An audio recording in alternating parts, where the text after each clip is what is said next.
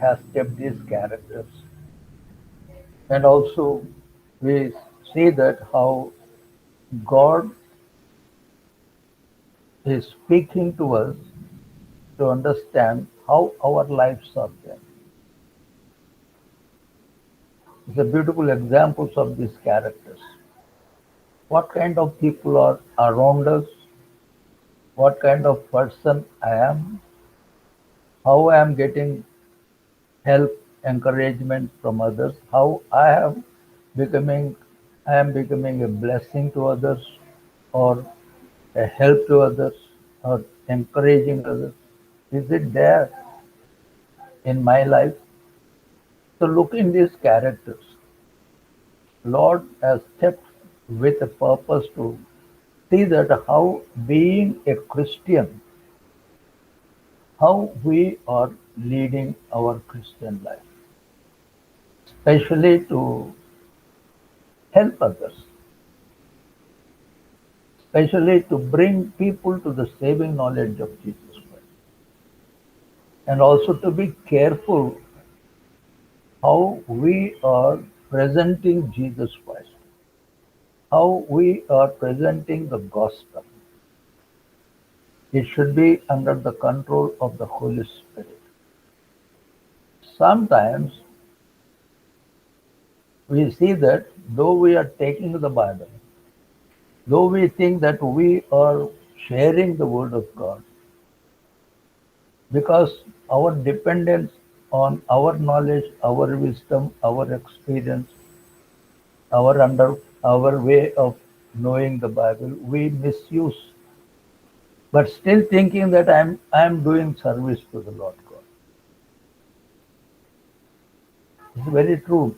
Sometimes I also feel whether I really am sharing the truth of the Word of God, whether it is really helping people, whether I'm really projecting the salvation given by Lord Jesus Christ, whether I am really explaining the living, resurrected Jesus Christ, whether I'm giving the gospel in a proper way so that people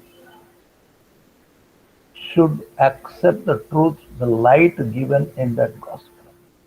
That is very, very important. When we take the word, we have to be very careful, very careful. If we have real interest or totally surrendering to know the word of God, God will come, God will speak, God will show, God will send somebody, or because of your zeal, because of your faith, because you are interested in it, God will provide. Our dependence should be mainly on Lord Jesus Christ. Human beings are secondary. Human beings are being used by the Lord God as messengers. It's only secondary.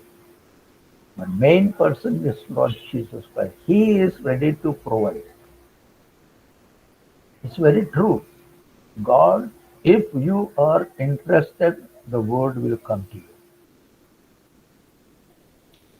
Maybe I will share with the permission of Brother Joy Paul, for example. So recently somebody called me and he said, I need a Bible because my Bible has become very old. I'm not able to use that. I want to read my Bible. I want a good Bible. Good in the sense, uh, the real, no, the King James Version. I want such a book. So immediately I rushed to somebody's home who is usually provide the Bibles and asked him, I want one Bible. Somebody's asked me, I want to give. But unfortunately, he said that at present I don't have. Now the office is also closed. I was a little bit worried. Why? What happened? This. Anyway, I came back. Same evening, the Joy Paul came to my home. We had a good discussion. During that discussion, I just passed the remark whether somebody wants a Bible. Unfortunately, I'm not going to get, and he is very much interested. Brother Joyful immediately said, I have three Bibles, very good Bibles. I am ready to give one. So I said, please, right now you speak to him. So I called him on phone. I told Brother Joyful, you speak to him. So he said that I am coming. I am giving you. Only I have to go home and I have to search for that, get a nice one. I'll come to your home and I'll give you. So it so happened today that person called me, was so thankful to the Lord God, so happy. He said, Brother, I'm so happy that Brother Joyful has come to my home and given me beautiful Bible. I'm not praising Joyful. It is God uses his servants, provided if the recipient or the person, how he is serious, how he is interested to have the word of God. See, I have not done anything, but the purpose has already been solved. I'm so grateful to the Lord God, how God prepares the things for a person who is genuinely searching for the word of God. It's a great lesson for me. That's why I'm sharing. नहीं अगर वो किधर खोलती थी मालूम है क्या? Hello? नाश्ते पे जाते जब भी ऐसे Not clear, निकलने Gerald. Gerald, it's not clear like last time. Please check up your. It's not clear. Gerald, का लोकल में बहुत चलता था hello? समझा Please check your microphone. ये तो हमारे पीछे ही खोलता था ना geography Hello? Hello, Gerald? Local में ज्यादा Sandeep, are you there? Sandeep?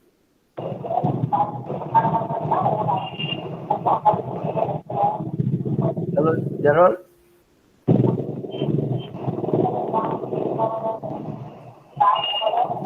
Okay, I think there is some problem with the microphone. So I praise the Lord God, how God provides the children who are interested to have the word of God without our knowledge. That is that is what we must understand. That maybe when God has given an opportunity for you to serve, that is the time you must work. ठीक हो जाएगा That is very, very important. So praise the Lord God. So why I am telling here is how to present the word of God properly. That is very important. I'm not telling you should give messages, you should have the full knowledge and you must uh, give extempore lectures. No, no. Simple gospel is even two, three verses are enough, or words, sentences are enough. Just present Lord Jesus Christ. That is what here we are trying to understand the characters present in this book of Job, how the discussion was going on, how the sharing was going on. As we look into this, we saw Job's condition.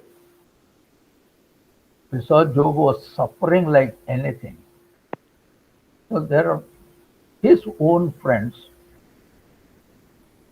three of them, they came with a good intention of helping their very, very close friend. Please, that is very important. They came to help. They sat with him for a long time and they spoke and they shared the word of God. And there was exchange of Now, the dialogues, the three friends and Job. But what is the real output of this discussion? So we saw 3rd chapter to 16th chapter, first session of their sharing, discussing. But when we look into that, there's a lot of misunderstanding. Friends are thinking that they are right, they are helping, they are leading Job to the Lord God. They are trying to advise that you are a sinner, you need repentance, you pray, you confess your sins, then Lord is going to heal you. Lord is going to bless you. And the Lord is going to restore whatever you lost. So that's it. It looks it is a very good intention. But unfortunately, Job is thinking that these people are wrong. They are unnecessarily accusing me. They are unnecessarily calling me a sinner. They are forcing me to ask for repentance. And he tried to explain to them that I am a righteous person. I have not committed any sins. Of course, in the very first chapter, God Himself said that Job is a righteous person. But the friends, sometimes this is very, very important. The friends looking at the Word of God according to their understanding, righteous people never suffer. People who are suffering or facing problems, they are all sinners and righteous. Based on this calculation, since Job is suffering, Job is undergoing terrible condition, their equation is because of his suffering, he is a sinner. This kind of discussion we have seen sometimes. Job lost his temper. He used even the harsh word. And these three people also, they have given equal in the same tone the answer. So first round of discussions are over. 16th chapter, last week what we heard, the second round of discussion started. Same thing is being repeated. Friends are sticking to their own guns. His friends are continuously telling that you are a sinner, repent and ask for forgiveness. Job is telling, no, I have not done anything. So now, the 17th chapter, during the second round of discussion, here the things that is going ahead with the same tone. Let us look to the 17th chapter of book of Job. We have Bible, if we can open and look, it's very interesting. The 17th chapter, somehow the discussion between Job and these three friends, or this discourse, the word we can use that the discourse, there maybe it has, for some time it has broken. There was a silence, no more discussion. And also it was interrupted for some reason. Because in general, if you look to any human being, when that person is suffering, if somebody comes and give wrong advice or accusing you, thinking that what they are talking is right, naturally, already we are suffering. This is an additional suffering. So they are thinking that they are really trying to help, it is not a help. So that position, a person will not be stable. A person who is suffering, though he will be either depending or trying to make them to understand, but because of the suffering, because of the force from outside, we believe that this man is, especially Job, when we come to his position, he passes suddenly from one thing to another. That means no continuity. That means we can see psychologically that he is not very, no, going very strong, strong in the sense not able to depend, not able to convince his.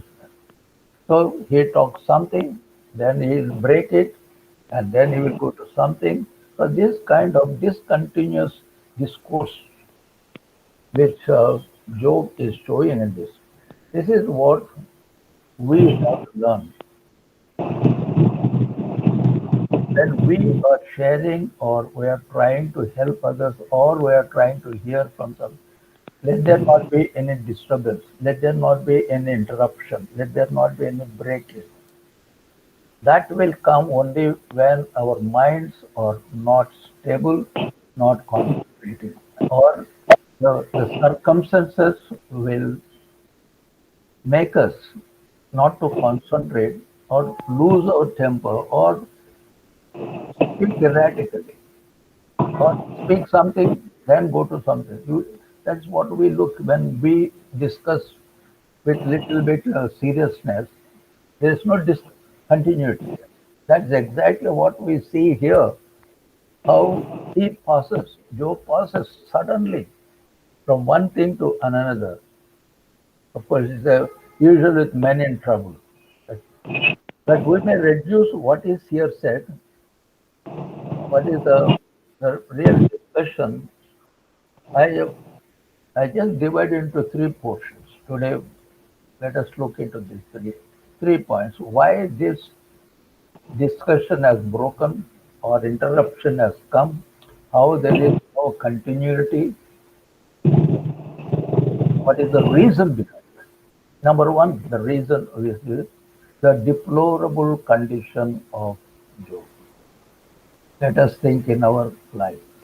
If at present, if I am in a deplorable condition, then how I behave, how I talk, how I share. Let us learn from this. So the deplorable condition of this, the person who is suffering, like Job, so he is really aggravated because of the unkindness words of his friends. That's what we see that we may be in that deplorable condition, some of us. Be careful. Well, that is a lesson for us.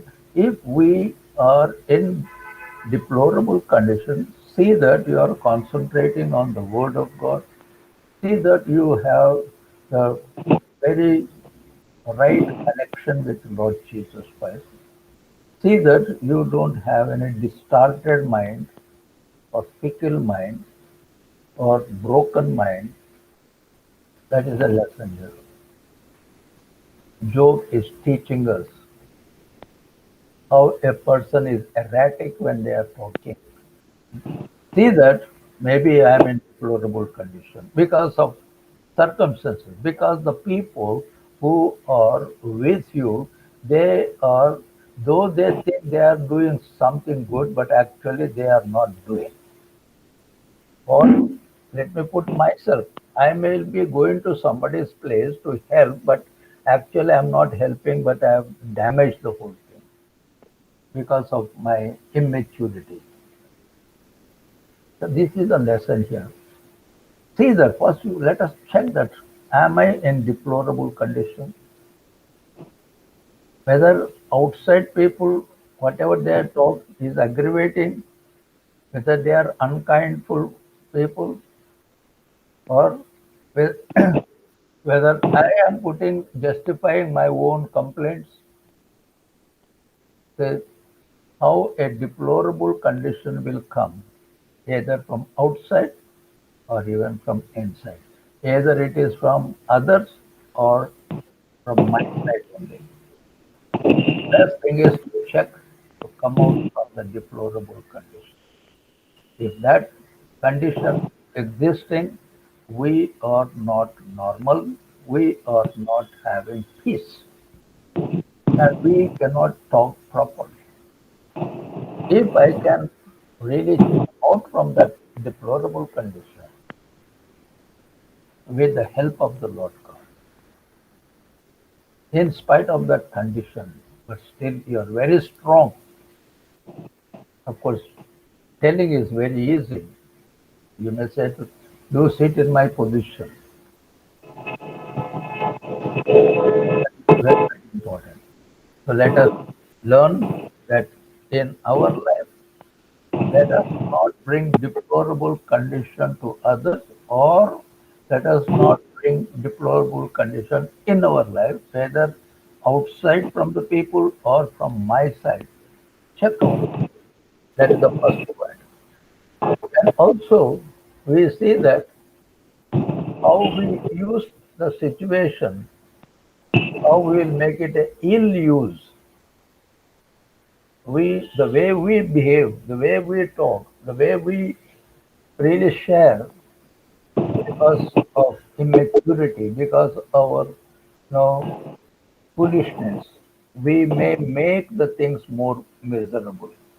Like friends, why? The reasons how they brought misery to Job, how they ill used the situation. Number one, they say they trampled upon him. Number one, they trampled upon. That means it is like really they were sitting on him.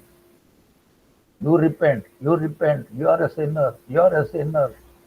Ask for no forgiveness.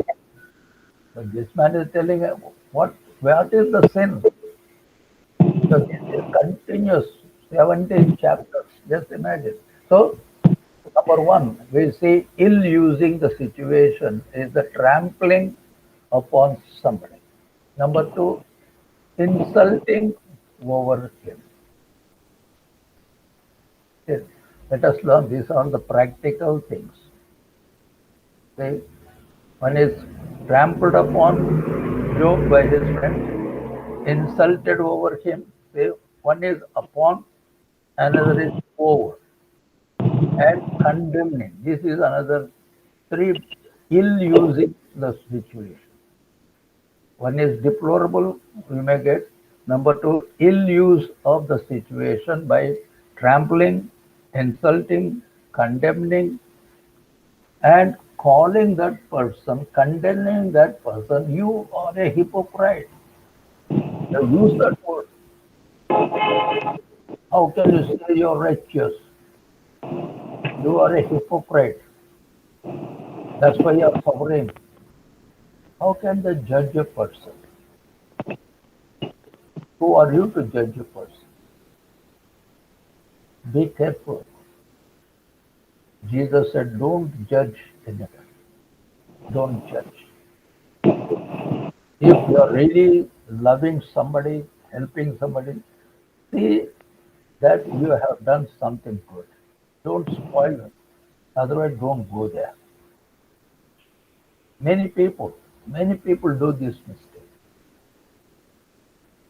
Suppose if somebody expired and somebody is home. After 2 days, somebody will go there and keep on asking how it has happened,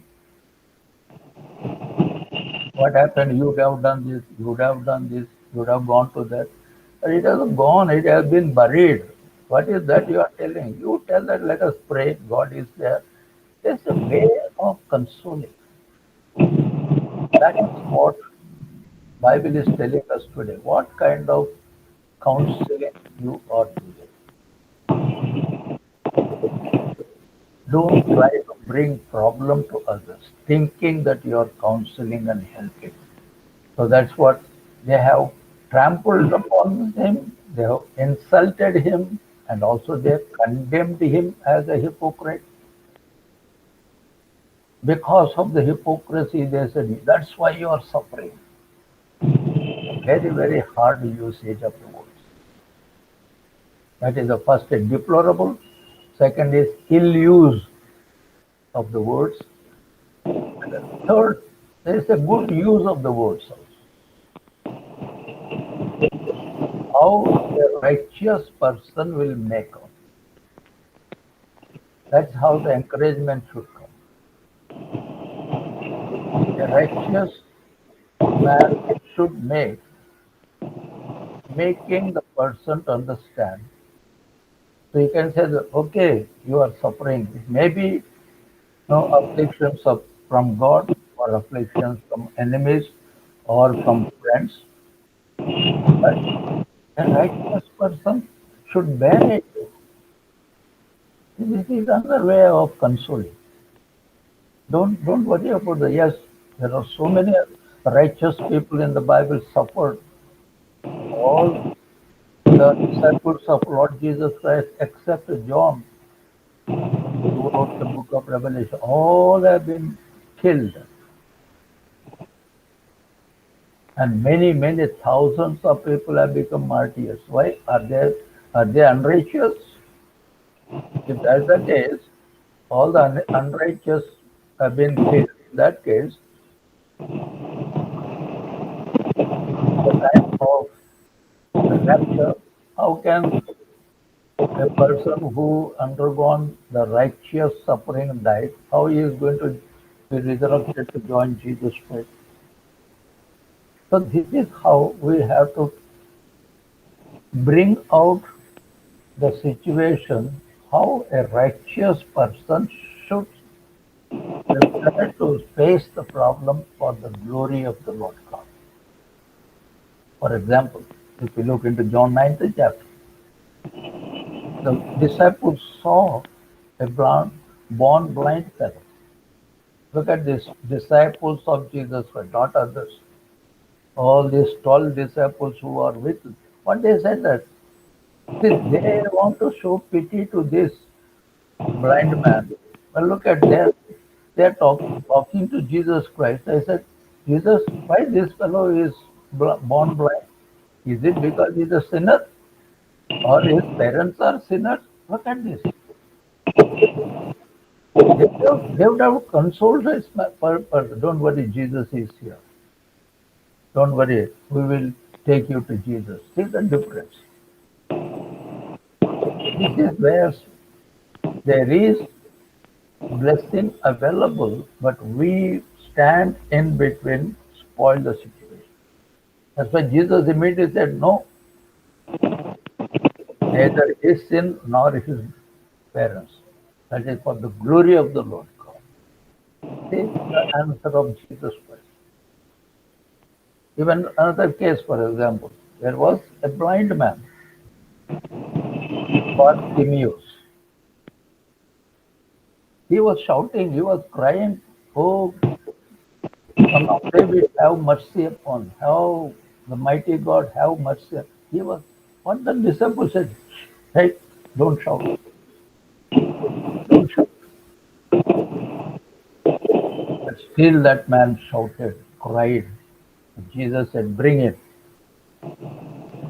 These are the things we have to learn. A good Christian, if they want to help somebody who is in trouble, see that you are giving soothing counseling using the right word, giving the right, supporting, encouraging words from the Bible. Forget about our words. That is the best way to use the word of God properly. That's what we see how a good use a righteous should make. So we have got three things how a good Christian should behave, taking this character of suffering Job and the so-called friends who wants to support him or making him to understand the love of God.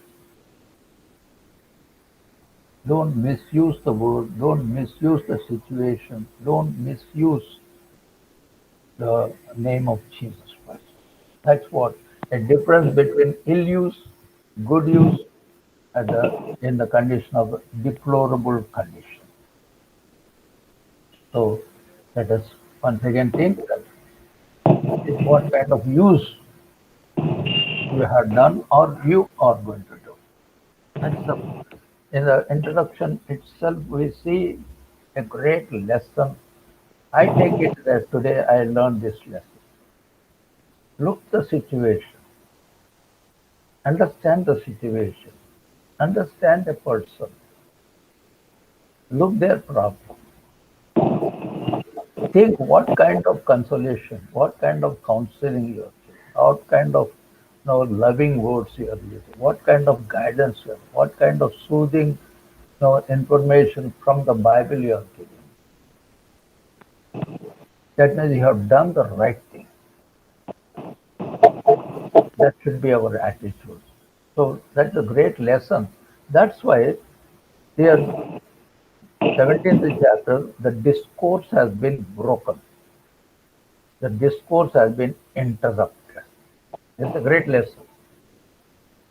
That means your fellowship has been interrupted, the fellowship has been broken because of both the sides.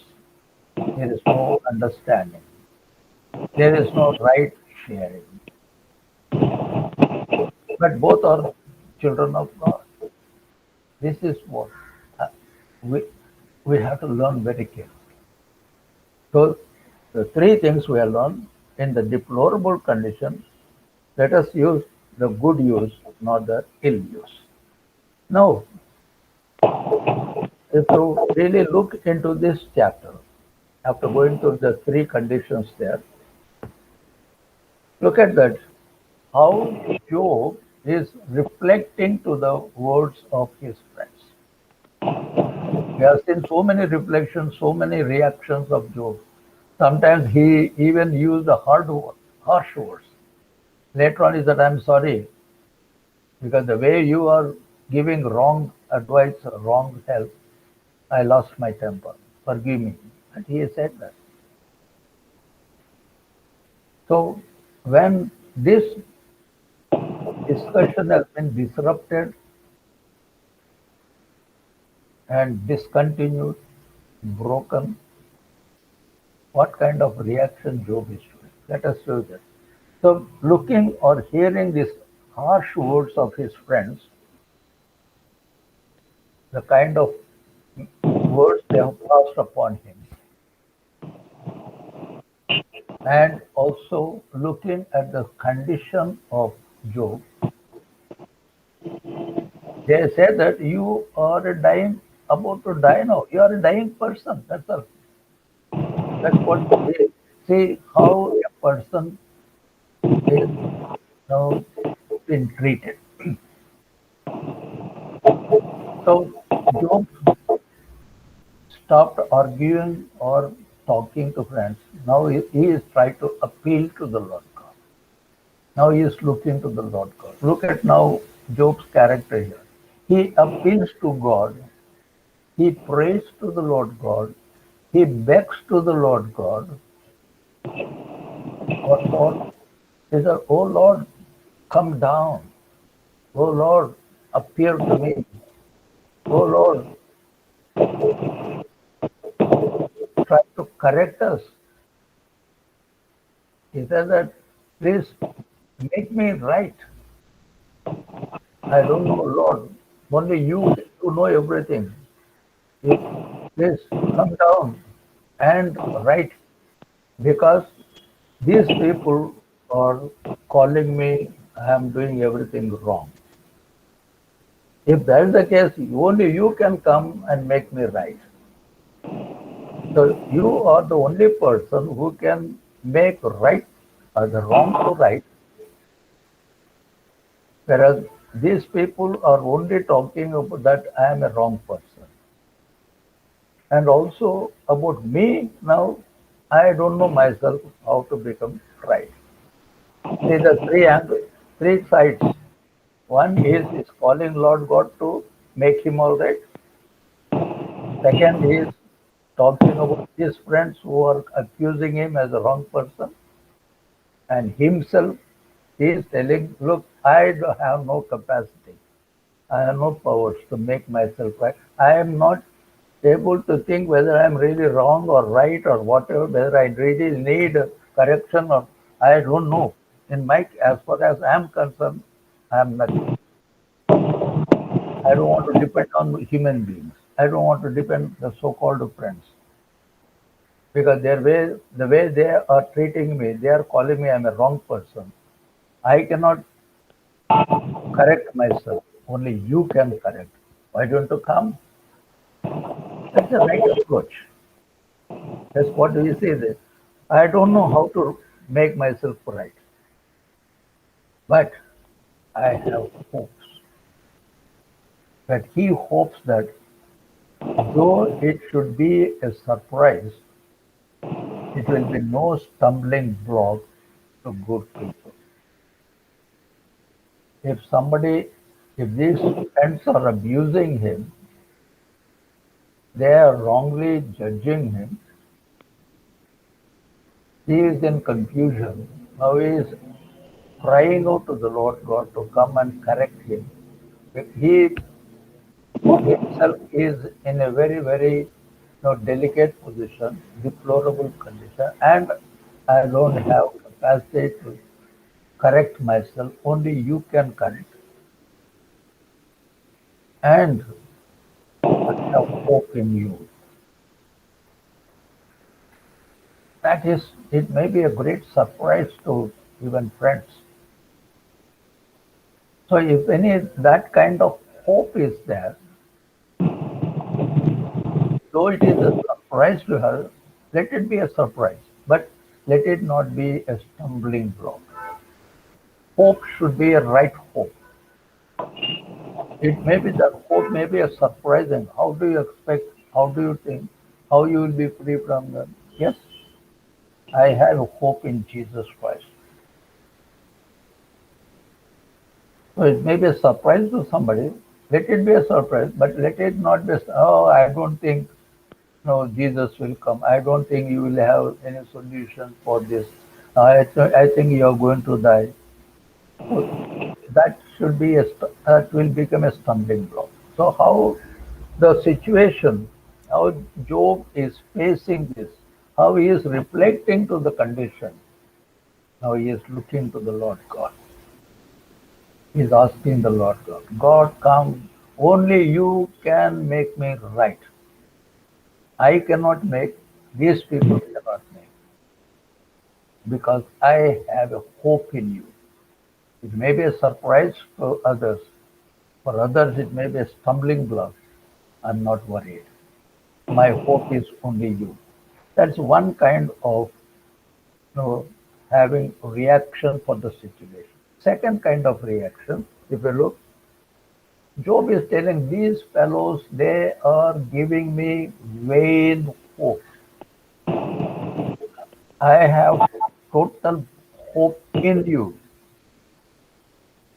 There are these people, they brought vain hope and they have been showing us, showing me a vain hope that he should yet see good days.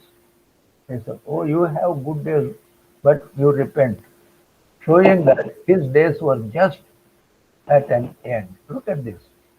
You can, oh, Job, you have only few days. Is it a way to console a person? Any day you're going to die. Only thing you repent. You repent. Only one word repeatedly used. And they said, your days have come now. Not only that, with your body and your hope would be buried in the dust. Please look how they are discouraging you. Look at that. How Job Job can reflect for this. So he is telling, Lord, you come down. My situation is I have friends who are giving me vain hopes. This is what the hope they are telling. You have few days, you are going to die, and whatever hope you have, and hope yourself, your body will be buried and it will be in the dust. That kind of hope, vain hopes they are giving. And also, his, his friends are telling the only solution is death and burial. Why? Because death, when you bury in the grave, that will be a comfort to you because you are conveniently without suffering you will be in the grave. Is it an advice? A very strange. His friends are giving, look, now only few days are left.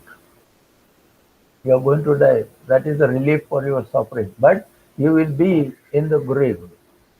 You will have good comfort. What kind of advice? So Job was not happy with that. That's what how he got one side God and side other side friends. God is aware in heaven and people are just sitting next to him. But he got in that condition. Look at the words of Job. Job. Now he has heard three kinds of things, and he is reflected in two ways. Now he is telling to the Lord God, my spirit is broken and my days are going to be extinguished. That means going to be end. My goodness, look at that. Job continued because of his suffering, because of the situation. He has come to that. And he said, I think I have totally defeated. I have come to the brokenness. Because right from third chapter onwards, I am suffering, I am suffering, I am suffering. So one, he says, inside me, my spirit also broken. Outside, my body already broken. And I am going to face the death very soon. See, a person in a terrible situation, though he is looking to the Lord God, at the same time, the weakness of the body and the situation, the consequences around you make us more weak. So immediately he said that, look, why my spirit is broken, why my days are few, because I have the surroundings, the people around me, they are mocking at me. Today, same situation may be for me, for you, that you expect. Don't give unnecessarily no time for thinking about. Forget about this. The situation may be very bad, either at home, outside. Maybe mocking is that is quite obvious. Yes, I have undergone that. People mocking at me. People used to laugh at me. Yeah, so Bible like evening he is going. I don't know where he is going. He will come only 11 o'clock. Even they used to tell my wife, do you know where he is going? So the way they mock at you and the way they laugh at you, but don't give importance to such words. If you give importance, you're totally broke. That is what Job is telling us. He said, look, my spirit is broken. My days have come to an end because I am suffering and the mockers are with me because they don't have any sympathy for me. The lack of sympathy, the lack of help from my friends, because of that. They came to sympathize with me. They tried to help me, but actually they have shown a sympathetic suffering. They made me to suffer more. And also, we see, they have become mockers. That's what he is trying to say. All these things, he said that a painful aspect of his crisis. That's what he is expressing. Why I am suffering so much? This is my situation. Is unbearable. See, personal suffering, external suffering, his own friends are criticizing, his own wife said, why don't you die? These are the words. And people are laughing, oh, this fellow, he claims to be a righteous. Oh, he used to give lot of messages. In that case, why he suffered? They mock at us. Yes, I have a lot of experiences like that. Maybe I might have told you that. Once again, I'll repeat that. One servant of the Lord God, who is a pastor, who is very senior man, he came to my home. I was not there, my wife was there. And my wife gave him tea. And he said, where are your grandchildren?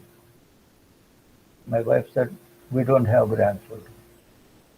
And he said, you have the curse of God. There is a curse in this home. No, no, you have to repent. You have to pray. Some very, very strong sin is here. There's a big curse. That has really affected my wife. When I returned, he said, I said, forget about that. It is expected. Don't worry about it. God knows everything. No, not this fellow. God knows why God has not given us the grandchildren. So the way people they come home, the way they really inject suffering and go away. What for you have visited? You would have said, don't worry, sister. Let us pray now. Let us ask the Lord God to bless your children. Don't worry, maybe God's plans are different. I'm just telling the difference. Yes, my own experience. So they, instead of consoling, instead of helping, instead of showing sympathy, they make worse and worse. That is exactly what Job is telling them. Look, I'm suffering because of these mockers around me, the onlookers around me. The way they are mocking at him, the way they are laughing, the way they are accusing, the way they are putting false accusation, the way they are telling I'm a sinner. This has become painful aspect of my crisis. That's what the broken spirit has shown. That's what he is. The very 17th chapter starts with the condition of Job's inner feeling, Job's broken spirit. And if we look further, we see that Job begs Lord God and he is asking the heaven to sustain and to support him. That means he is asking the Lord God, why don't you support me? Why don't you sustain me? I need your help. And he said that, is there any person here to come and shake hands with me? Nobody will touch me. Lord, this is my condition. That's what he said. We look, who is he who will shake hands with me?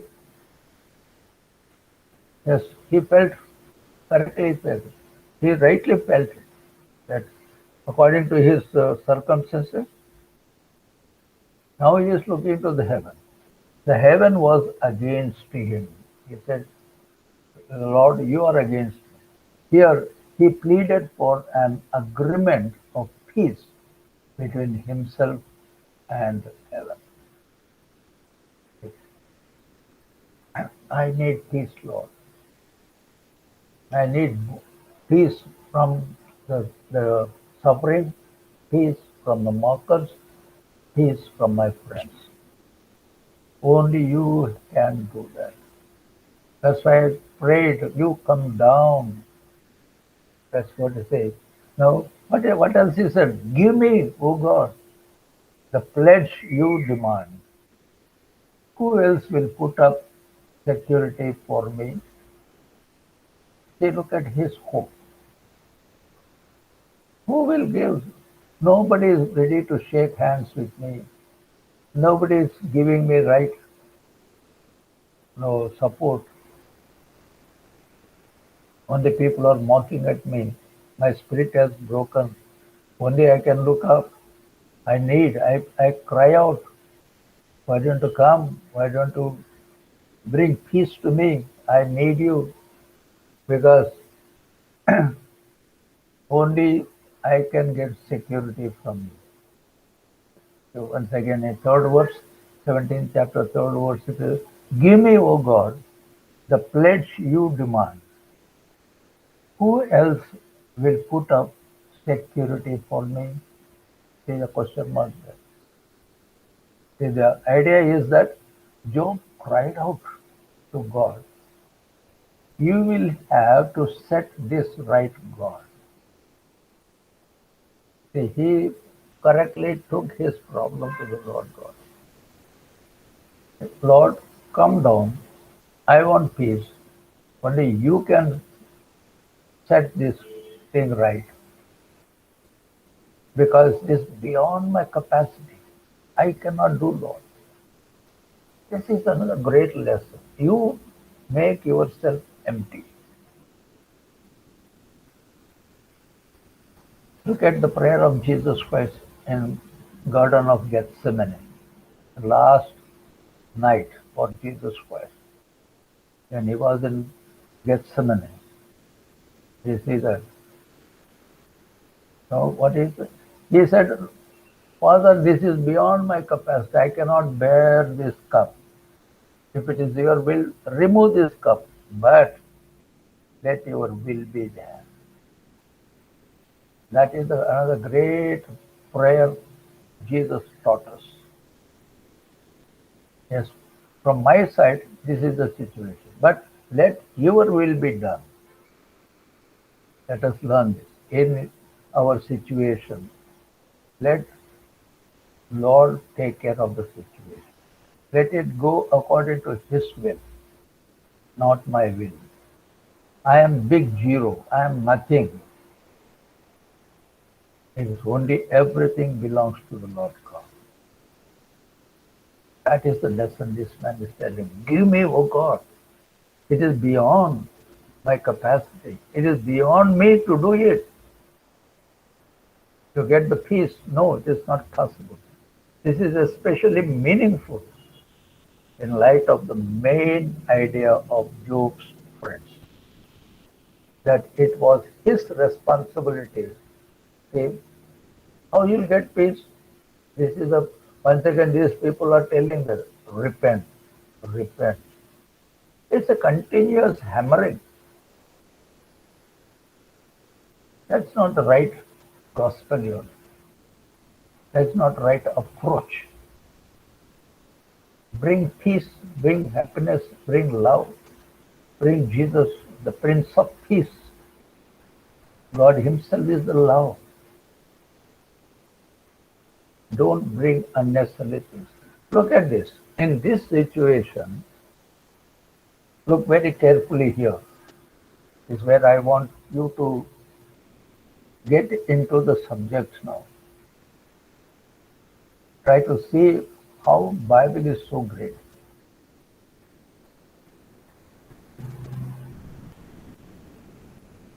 Look at the words of this Job.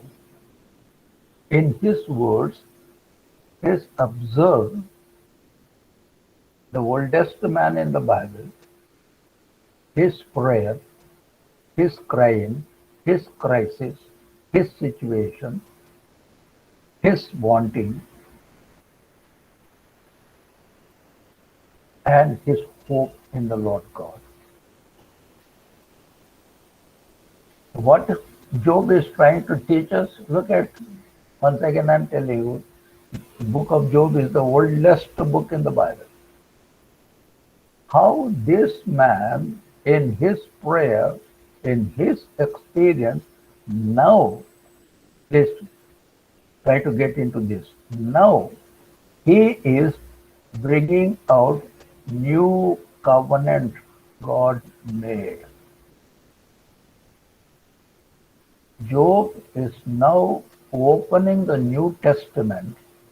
That means great revelation. How God used Job to bring out the great work in the New Testament about the new covenant. What is the new covenant? No, in the Bible. What is the new covenant? Now there are 7 covenants in the Bible. The last covenant is Lord Jesus Christ used that. What is that? When we go to communion, when you receive the bread, when you receive the cup, did you hear what your pastor said when he is giving the cup? This is my blood, a new covenant, forgiveness of sins in the blood of Jesus Christ. Come into the new covenant. What is that? Forgiveness of sin by the blood of Jesus Christ. That covenant Job is speaking. That's why I said his book of Job is fantastic. How Holy Spirit revealed about the new covenant which Jesus introduced in the New Testament in the Last Supper. The meaning of the new covenant is the atonement. The meaning of atonement means covering of sins with the blood. And reconciliation. Reconciliation means coming to the Lord God with asking of forgiveness. You are reconciling.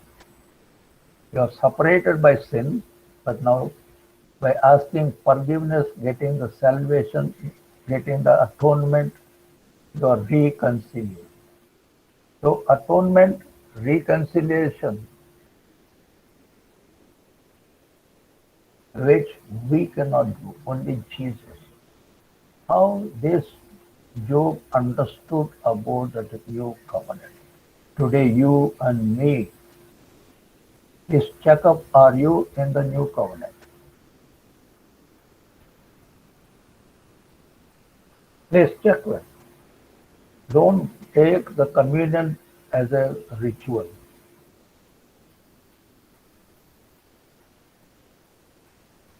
Okay? That's what I'm not judging, but I'm just bringing out the word which Job brought us. If I am a Christian, I must be under the new covenant. Speaking about the atonement, reconciliation. Do you have that?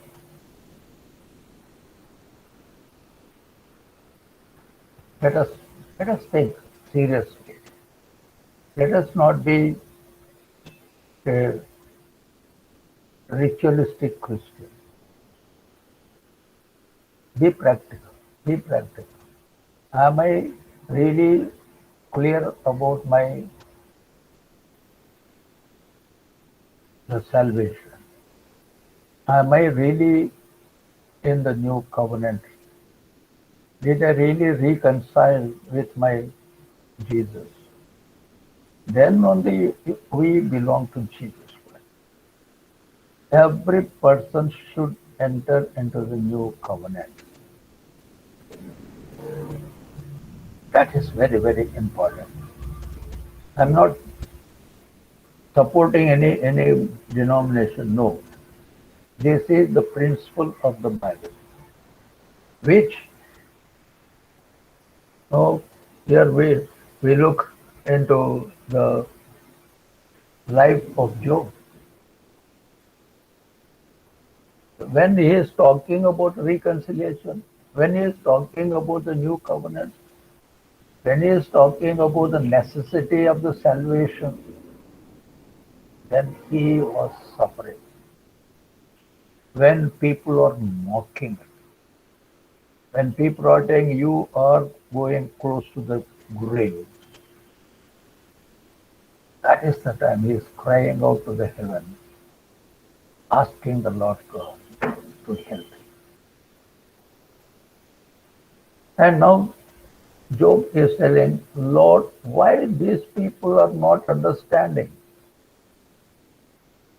Why these people are not able to get into this understanding that unrighteous, all unrighteous will suffer, righteous won't suffer. Why these people are unnecessarily sticking to that?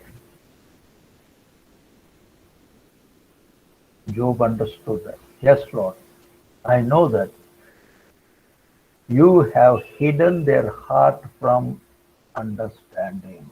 My goodness. You have hidden their heart from understanding. May God bless every one of us. Let not we have this condition. Let not our heart be hidden from understanding the word of God. Why Job is using that word? Because their heart is not understanding the word of God. That's why they are only telling you repent, you ask for forgiveness, pray, you will get back all what you have lost. Why God has really hidden in their heart not to understand the truth because they are not open to the word of God because they are not totally surrendered to the Lord God. Let us adopt this in our life. If I am not right with the Lord God, then our heart will have this hidden, our heart will be hidden from understanding the truth of the Word of God, truth of the Word of God, the light of the Word of God. Be careful about it. Whereas Job understood this secret, he knows the Lord has not hidden his heart from understanding. But God has hidden their heart from understanding because their spiritual condition. So the spiritual condition is, if it is not right, it is acting like a kind of a filter, an, an obstacle, not to stopping the truth of the word of God. Yes, that filter, that stoppage, maybe human being, maybe the denomination, maybe misunderstanding the word of God, maybe the group with whom you are moving. Be careful, like Jehovah Witness. That's the great filter. No Jesus. No Jesus. Then what for? Be careful. That's the Lord has hidden their heart from understanding the gospel, the salvation, the coming of Jesus Christ. Let us be serious about it. Let us not come to this stage like friends of Job, because God has hidden their heart. That's why ultimately, even the unsympathetic manner of his friends was an aspect of Job's crisis allowed by God. That's how their hearts are not understanding the situation. Of course, Job was also not knowing, but he had fantastic hope and faith in the Lord. Actually, the overall situation is controlled by the Lord God for entirely different scheme, which started in the first chapter, where Job has to pass through this problem brought by Satan with the permission of the Lord God in order to prove that Job is going to be a righteous person in spite of suffering. He never denied the Lord God. That is the great, know, the real challenge Lord has given to Satan. Why? God knows the heart of Job. He is going to be a strong person. God knows that. Yes, let his people criticize, let the mockers come, let the wife speak, let the people say, let him suffer, let him say whatever. But I know he never opens his mouth and accuses me. He knows. God knows. Yes, God knows thought of Enoch. God knows thought of Noah. God knows the heart of Abraham, David. He knows, the heart of Saul becoming Paul. God knows the heart. God knows the secrets of the heart. God knows how to provide the truth. Let us be very clear about the Lord. Give me the wisdom. Let the Holy Spirit allow me for the understanding of the truth of the word. Not any human beings, any influence of wrong preaching. Only your gospel. Only the atonement, the new covenant. Nothing else. That is very, very important. No doctrines. Why you need doctrine? I need salvation. I need atonement. I need the participation in the new covenant. What law, what doctrine will help you? Nothing. Be careful about. Many people, they have their own rituals and making people to enter into darkness. Don't look to the people. Then Lord will hide the understanding. That's what Job is telling you. Therefore, you will not exalt them. See, Job came to know, Lord, because their hearts are closed or hidden from understanding, because of that, no exaltation for them, no praises for them, no improvement for them. They are just taking only one, repent, repent, repent, because they can't speak anything more than that. So therefore, you will not exalt them. At the same time, Job's friends were accountable for their lack of understanding. Please try to understand this word. Job's friends were accountable. Job's friends were accountable for their lack of understanding. Not Job or God is accountable. I am accountable for why this lack of understanding, because I have no right and spirit in me. I have not totally surrendered to the Lord God. That's why no exaltation, no blessings. It's a real, no, God is actually withholding of understanding. My goodness. From them, because they are accountable for that. So that is an evidence of his displeasure towards them. We can make out from people why this church is not flourishing? Why this group is not flourishing? Why this family is not flourishing? Why it is happening there? Yes, there is an evidence. There is no God. If God is there, you will be blessed spiritually and physically. You know that in the life of King David, when he was bringing the ark on the way, because he was bringing in a wrong method of bringing the ark to Jerusalem. Because of his wrong dealing, wrong way of bringing the ark to Jerusalem, on the way, we saw that that cot has fallen down, the ark was there, somebody died, and ark was taken to somebody's home, kept it there.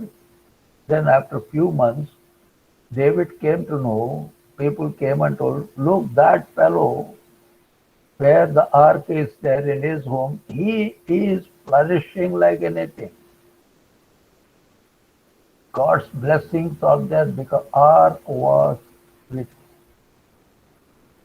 Oh, David immediately, no, I want that, I want. So now he realized what I have done is wrong. That is not the method of bringing the ark. So he totally confessed and he gone back to according to the command of the Lord. He brought the ark on the shoulders of the priest to Jerusalem. Where ark, the meaning of ark means presence of God. Presence of God is in my life, the presence of God in your life, in your family, in your church, in your group, it flourishes. Lord opens the windows of heaven, pour the blessings. That is what Job is telling. My friends, they are accountable because they are not able to think beyond that you repent. Why? Because their hearts are hidden from understanding. That's what that is a evidence of displeasure towards them. So he who speaks flattery to his friends, this is another character. He who speaks flattery to his friends, even the eyes of his children will fade. Don't, and flattering means praising somebody. Oh, you're great. Oh, brother, you're so great. Oh, brother, you're nice. Oh, brother, be careful. Be careful. We don't want any flattering from anybody. If you want to flatter, flatter Lord Jesus Christ. Praise Lord Jesus. I am nothing. I am just a dust. Any moment I leave this world. Why you want to flatter me? Let us praise the Lord God. Let us worship the Lord God. All glory should go to Jesus. So that's why Job is telling, he who speaks flattery to his friends. So Job here seemed to justify his harsh words towards his friends. Why he stopped flattering his friends? He said, no, they don't deserve for praising. They don't have understanding the truth of the word of God. They are accountable for their foolishness. So how can I flatter them? What for? That means I'm doing a great sin if I flatter such people. If that's the case, even the eyes of his children will fade. What's the meaning of that one? If I flatter somebody, that means I am doing a wrong thing, maybe not knowing the truth I am flattering. That means I am like a blind man also. So similarly, my children also will have same thing. Fail to see that is the kind of punishment for them. So he said, no, I am not going to praise you fellows. It's very clear. I should not flatter a person whose heart is hidden from the understanding, because you are not worthy. That's what he recognizes, that it would be a bad reflection on the character if he were to simply flatter them. That's what he recognizes, that it should be a bad reflection on his character if he were to simply flatter them. It is a bad character, reflection of his character, the bad reflection on his character if I flatter somebody who is not the right person. Be careful. Many people have that kind of character. As soon as you see a fellow, keep on praying. Oh, brother, praise the Lord, brother. How are you, brother? God bless you, God bless you. See that the person properly. Don't waste your words. So that has really, Job is trying to really look at that. There is no discussion now. That's why in the beginning I said the discourse has been broken, disrupted, discontinued, because he is changing from one direction to another direction. Now he is talking entirely different. That's how the 17th chapter starts there. So when we look into this word of God and the character of Job, he said that, Lord, looking at my external things, people are passing a byword. They're just passing a byword. That byword, it has become really a great humiliation to me. Now I am undergoing humiliation. So a person who is for the purpose of God undergoing the problem, he has to undergo humiliation. Yes.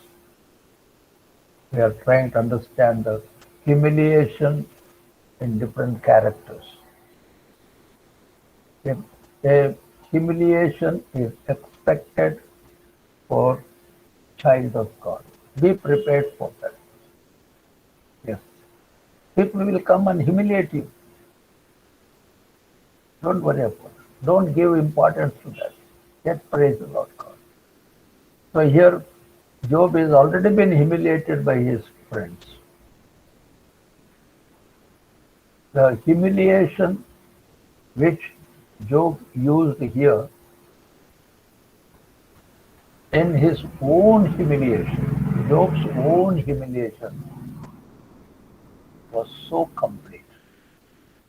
Job's own humiliation was so complete that he could say, upright men are astonished at this. What is the meaning?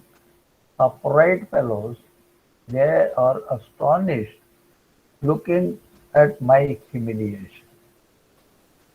Upright fellows. Oh, look at this. Oh, righteous fellow is suffering. Oh, look at this fellow. Yes. Humiliation. When I am, you or any child of God undergoing humiliation, the upright fellow will be astonished. Huh? This man is suffering? I thought he's a righteous person. Immediately will pass a comment.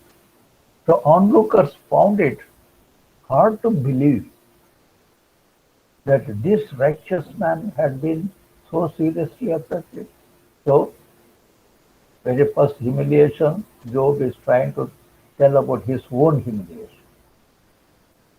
which is complete. And also he says, our own humiliation. First is Job's humiliation, which is complete. Where the unrighteous fellow, for them it is a real astonishment. Now let us come to our own humiliation. Please try to get into that. Our own humiliation is inevitable. As far as we live for Jesus Christ, our own humiliation is inevitable. Job's own humiliation was so complete. Our own humiliation is inevitable. Be prepared for that. Be prepared for it. This frailty of humanity and the fallen nature, because of this world is full of sin. We're all sinful people, fallen people who have come from Adam and Eve. Because we see there is, because of this fallen nature of human beings and this humanity and the fallen nature is the combination together to make the humiliation of man certain. How others will humiliate you? Because of his character, because of his fallen character, because of his unbelieving character, because no salvation, no Jesus in him. He is still a sinner. Because of that, he will try to humiliate others. You be prepared and take it as this humiliation is inevitable. It is inevitable because the people around us are all fallen, sinful people. They will always make you humiliate. Be prepared. It is inevitable. That's what. So our humiliation may come to us.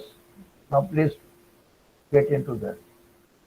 When a humiliation come to us, as I said, people are around us. What else? Our humiliation may come to us through our own sin. Number two, through our own weaknesses. Number three, through circumstances beyond our control or by what others put upon us. So these are different kinds of elements bringing humiliation for us, which is inevitable.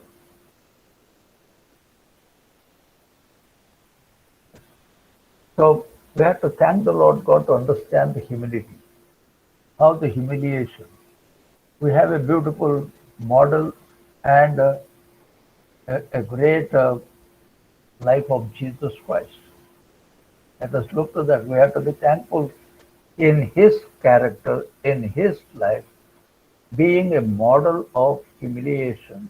Jesus Christ, as a human being, because it's inevitable, because he has come for a purpose, he went to that humiliation, greatest humiliation. If you look into Philippians, second chapter 5 to 8, they said, he has gone even to the cross. Look at the humiliation. They mocked at him. Hey, he is the Son of God. His fellow blasphemies. His fellow carpenter's son. He claims to be the Son of God. Okay, are you king? Pat on. Are you king? Beating him, laughing at him, mocking at him. That's what we see the scene of crucifixion of Jesus Christ. How they mocked, how they treated Jesus Christ, how they spat on his face, how they have beaten him, how they used the cords. Such a humiliation. But he said, yes, it is inevitable. So Jesus himself has become a beautiful model of humiliation. See how Job is talking about him, Lord Jesus Christ. Look at it. First, he brought the new covenant. Then he is bringing now the humiliation. That humiliation, greatest humiliated person, Lord Jesus Christ. That's what we see, that the meaning and the dignity of humiliation we want to look. take model of Lord Jesus Christ. So we are also thankful that humiliation serves is another great word in the Bible. If I undergo humiliation, what I'll get? What Bible says? No, look at the Proverbs 3rd chapter 34, James 4th chapter 6th words, 1 Peter 5th chapter 5th words. The three beautiful references for what we get out of humiliation. What Bible says, the humiliation serves as a gateway to grace. Humiliation serves as a gateway to grace. What is written in the Bible is, if you open the Proverbs or James or the First Peter, it is written, the principle stands true. The principle stands true. Or the humiliation opens the gateway for grace. How God, if you look into Proverbs 3rd chapter 34, James 4th chapter 6 verse, 1 Peter 5th chapter 5th verse, it says, God resists the proud. God resists the proud, but gives grace to the humble. Is the Bible word. So if I want to receive the grace, there's no point in just praying or fasting and say, Lord, let your grace be upon me. That is it. But you are not humbling yourself. You have to break yourself. You have to humble yourself. Remove your the pride character. No proudness. Then you won't get any grace. Yes. Let the grace be upon you. When? When you humble, when there is a humiliation. So that's how Job is bringing so many things here. So it is not just undergoing the problem, suffering, but he is through this suffering, not only for the challenge, but God is using this character, bringing out so many messages right from the third chapter, right from the first chapter. Yes, first chapter speaks about how you have to be righteous. First chapter speaks about even if you lose everything, you praise the Lord God. You know what you are. How you said, I came empty, I go empty. Let God be praised. God has given, God has taken. Let the God be praised. So many lessons. So many lessons. So he has made me a byword of the people. And now he is telling, people are using me as a kind of proverb. That is the word used here, byword of the people. He has made me a byword. So he has made me a kind of a proverb. That's what it says. Though Job recognized his own humiliation, he also proclaimed the sovereignty of God. He did not find the cause of his crisis. That is, he was indeed a byword of the people. See that humiliation. Not knowing what is going on, people use as a byword. Oh, you are like Job. You lost everything. Oh, you are like Job. No, people are using that. Oh, you are suffering. Oh, you are like a Job. So Job has become a kind of byword. Right? How humiliated really this man. That's what he said, that it was because God had made him so. That's it. See how it is all God. Everything is God. Suffering is God. Enjoying is God. Blessings of God. Everything is God. That's what he said. It was because God had made him so. So Job and his friends did not agree on much. So They are not going to each other. They are not agreeing. When Job is telling all these things, no, no, no. Only our thing is you have to repent. That's all. So they started using this name of Job as a byword.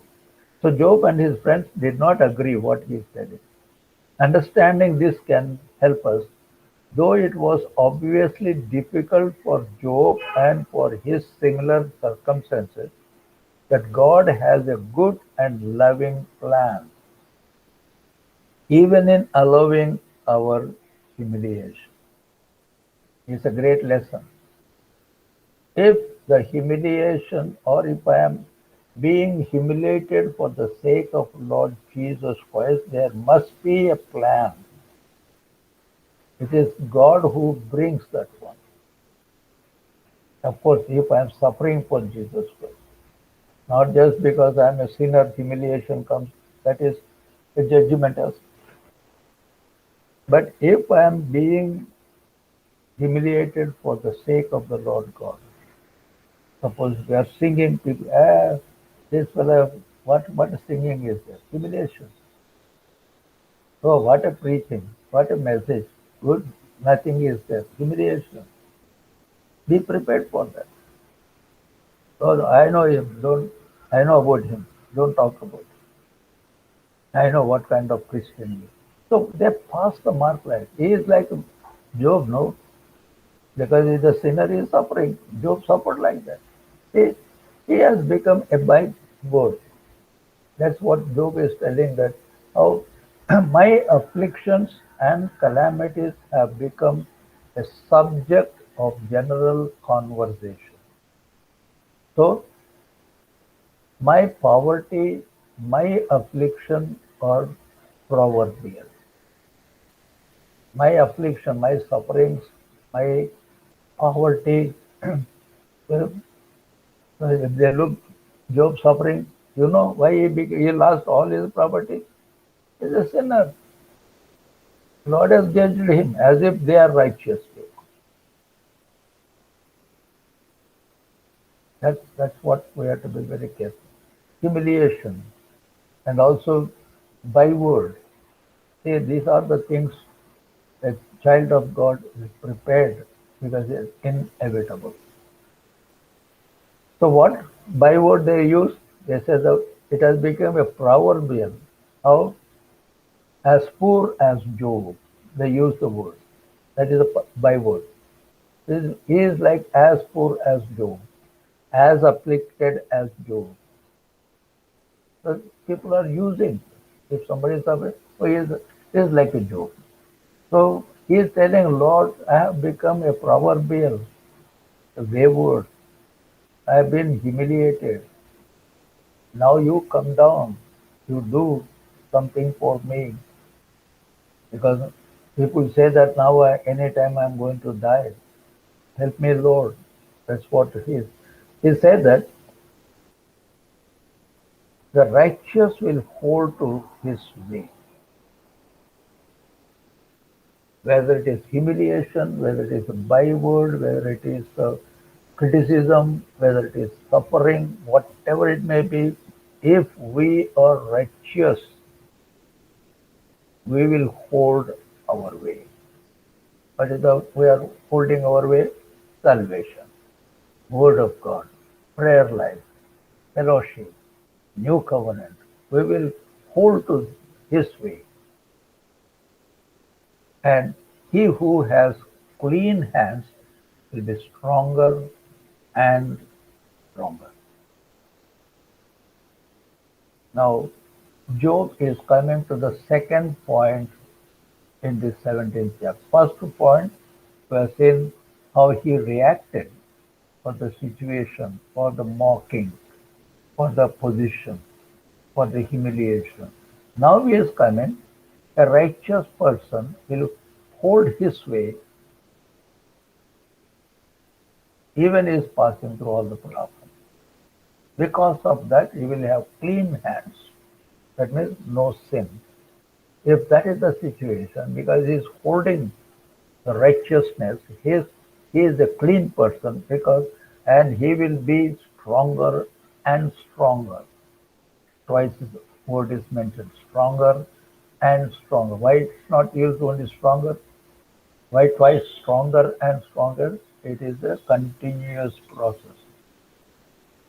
A righteous man with a clean hands will become stronger and stronger and stronger and stronger. It is a continuous process. So now Job is trying to come out a new system, a new way of coming to this sharing the word of God. He is taking a righteous person, how a righteous person will be, and how this righteous person is going to have a victorious life. See, the first point, he has gone to the level of going to the grave. Now he is coming to the victorious person. How he will have the victorious life going stronger and stronger? Because he is declaring the victory of the righteous. Even in the crisis, he had flashes of faith that lit up the night of his misery. But he is going to have the victory, victory, victory, clean hands, stronger and stronger, because he is holding the righteousness. How a person can get the victory? Let us look the word very carefully here. The victory comes in endurance. This is the great word in the Bible, endurance, which is important for all Christians. If there is no endurance, then I am not a Christian. That is very patience. Endurance means patience, long patience. So victory comes in endurance, as the righteous will hold to his way. So when the righteous person is holding his way, by endurance he will get the victory. So Job would himself experience this victory, enduring through his severe, long season of crisis. Look at the whole book of Bible. How he has shown his endurance. How he got the victory. Go to the last chapter. So from the second chapter to the last chapter, endurance was there. Suffering was there. In that suffering, maintaining his righteousness, going stronger and stronger, keeping his hands clean, and enduring the situation for long periods, and victory comes. How can a victory you expect? Just fasting 40 days, you will get the victory? I'm not criticizing. Or fasting for particular day, you get the victory? Or speaking in tongues, or something. I'm just taking an example. I'm not criticizing anybody. Be careful. Your victory belongs to your endurance being a righteous person. Then you have victory over victory, going stronger and stronger. So the first thing for the victory is endurance as a righteous person. Number two, the victory comes in progression. That's why it's stronger and stronger. He who has clean hands will be stronger and stronger. So the Job maintained that cleanliness, though in spite of all kinds of mockery, all kinds of disease. Day by day, he was going stronger and stronger and stronger. So in progression, in endurance, he got the victory. Every Righteous man will have victory by these two things. One is endurance, and that is if the victory comes if a righteous man progress in stages. There should be a progress, then the victory will come. So that's how we see the righteousness will hold on his way. How a righteous man will hold his way, having the victory in endurance, in the progression.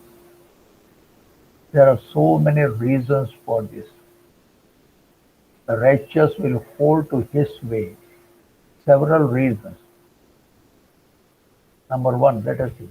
You shall hold on your way because Jesus holds you. What a secret. How I can hold my righteousness? Because you are under the holding of Lord Jesus Christ. You shall hold on your way because Jesus holds you in his strong hold, strong hand. He is our shepherd.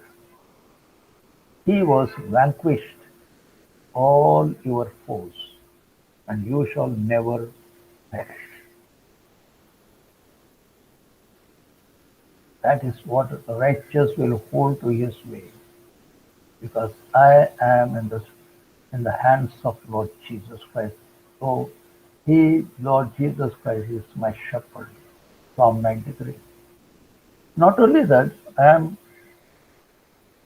hold on my way, not only in the hands of the Lord Jesus Christ, you shall hold on your way because the Father has designed through you to glorify his Son.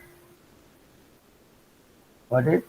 First is Lord Jesus Christ, who is holding you and becoming a shepherd. Now, God the Father will hold you on your way for some kind of design he has given to glorify his Son, Lord Jesus Christ. That's why God holds you in righteousness. Third, you shall hold on your way because the Holy Spirit has designed to make you his residence and home. He is within you, the perennial spring of the holy life. Perennial spring. That means never ending, everlasting. So when we call it the righteous will hold to his way, how a righteous will hold in his way? We need Trinity. We need God, Lord Jesus Christ as a shepherd. We need God the Father under his design. We should bring glory to Lord Jesus Christ. And we have the Holy Spirit, indwelling Holy Spirit, acting like a everlasting spring flowing out, who is residing in me and making me as his home. That's why the living waters will come out. So, how a righteous person will hold in his way?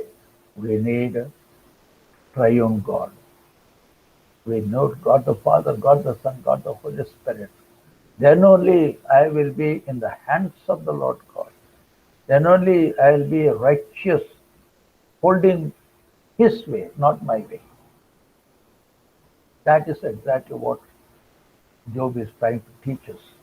You see, Job's sense of hopelessness. Sometimes a person will become weak. Sometimes he shows, look, Lord, I'm suffering. Why why I become a proverb? People are spitting on my face? Why people are not ready to shake hands with me? Why I'm suffering? Why these people are mocking at me? Sometimes that situation brings hopelessness. Be careful. So, for I shall not find one wise man among you. Now he is talking to his friends. You fellows, you are all not wise people. You are not righteous. You are not fit to be called the wise people because you are insulting me, so I have to insult you, calling you unwise people. My days are past. My purposes are broken off.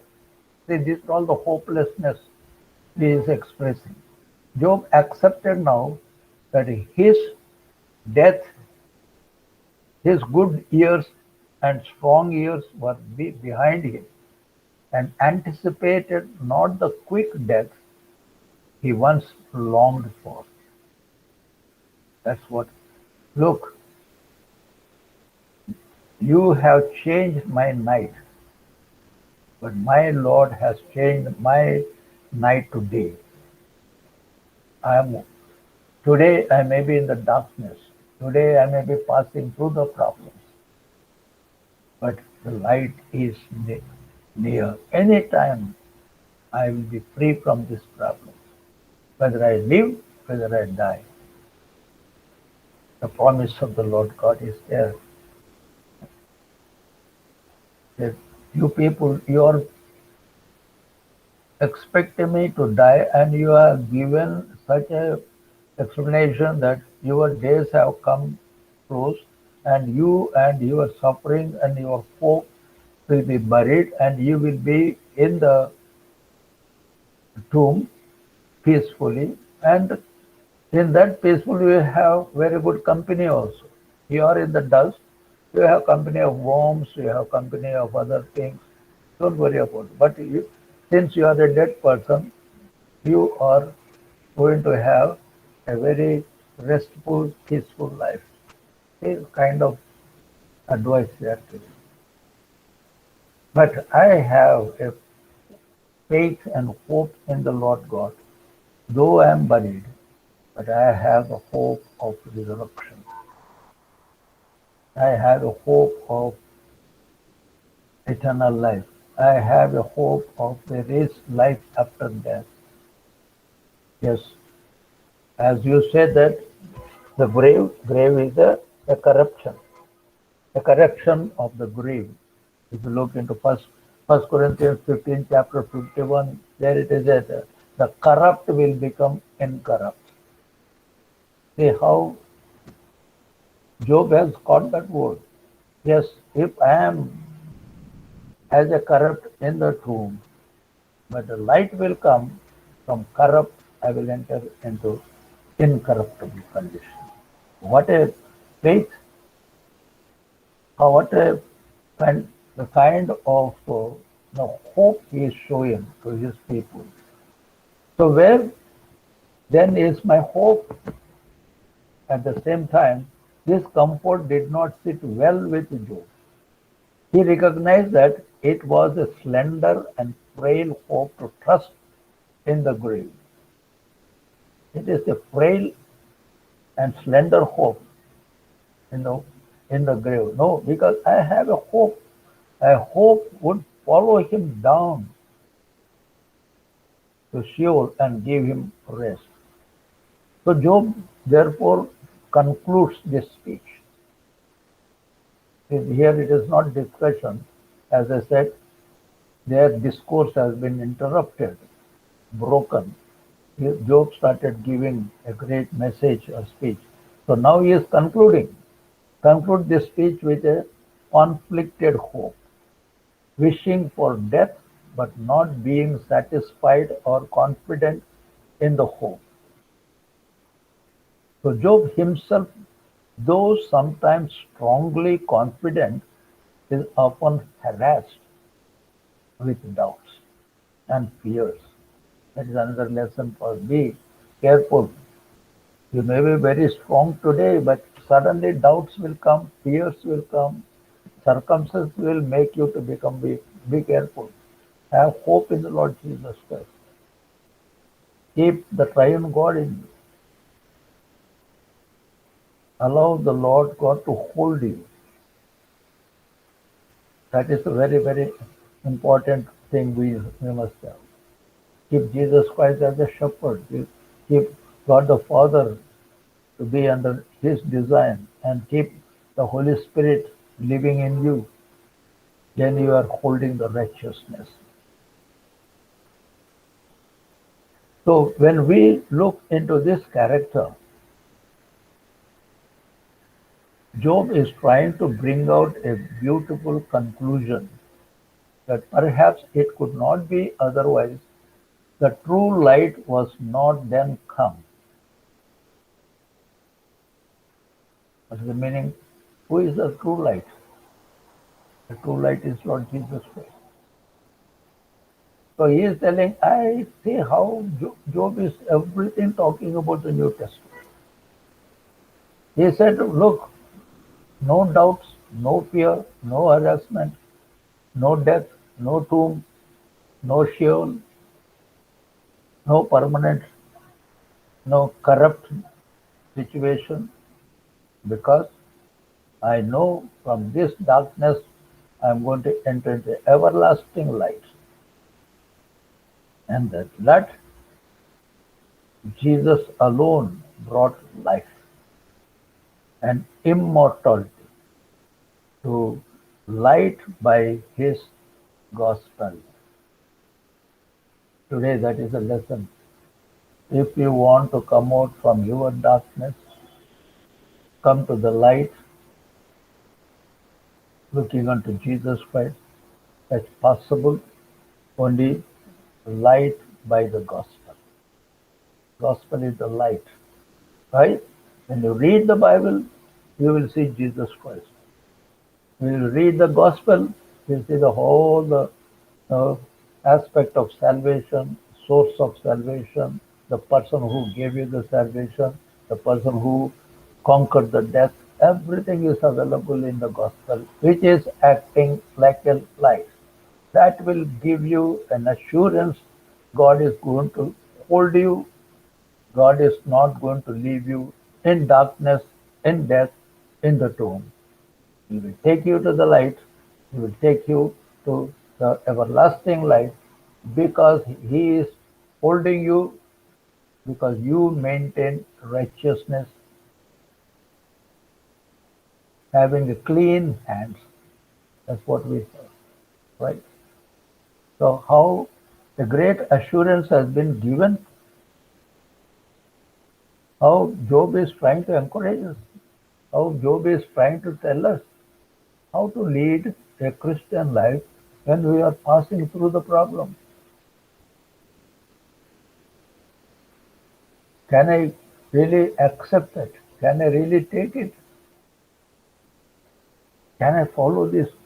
Do we have that hope of the resurrection and the light which the gospel is going to show to us? Carry that light, carry that gospel to the darkness. People are sitting in darkness. Show that light of gospel, light of Jesus Christ. Jesus said, I am the light.